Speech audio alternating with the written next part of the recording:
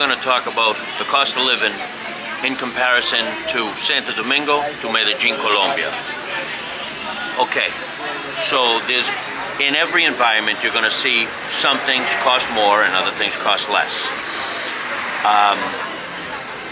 Across the board, for food is going to be more costly in República Dominicana. But my Airbnb is about 300% cheaper for the same apartment.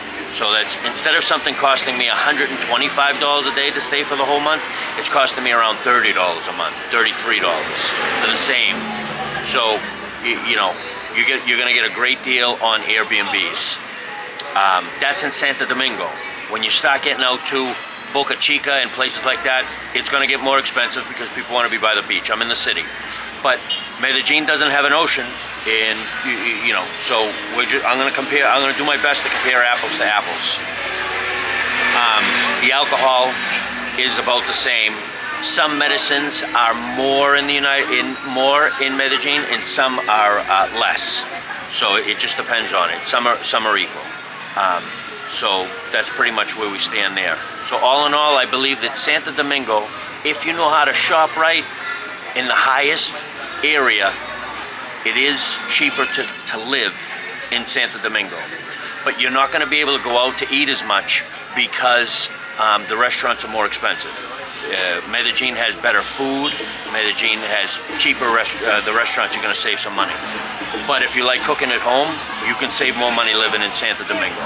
Santo Domingo is probably about 15 degrees on average hotter than Medellin. Medellin on average is about 72, 70.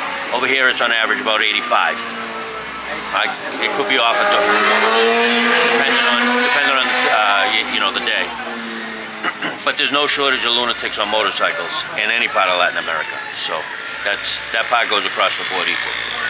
And so that's pretty much it. The people here are extremely friendly. They don't have that whole influx of gringos coming to Santo Domingo like they do in Medellin.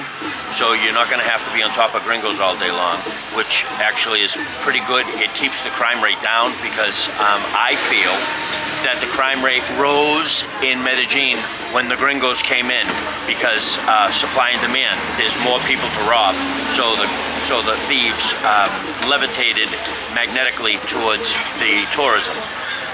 So I just feel that it sparked a lot of the issues that they're having in Medellin with the drugging and the robbing, and it's getting really something else. I want to say that as softly as I can because I have a lot of friends who live in Medellin, and I have a lot of friends who live in the United States who are from Medellin. So I'm careful when I say that, not to offend.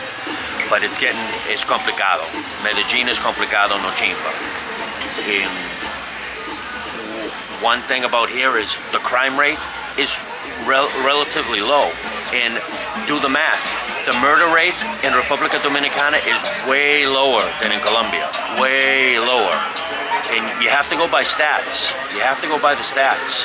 The murder rate in Colombia is not low.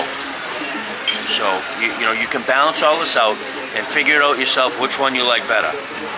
I'm still on the fence which one I like better, whether I like Medellin better than Santo Domingo.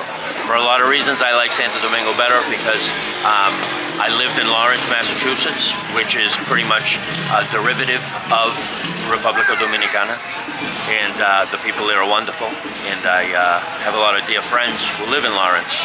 So when I'm here, it almost feels like I'm in Lawrence with the weather, without Massachusetts weather. So the people are extremely nice.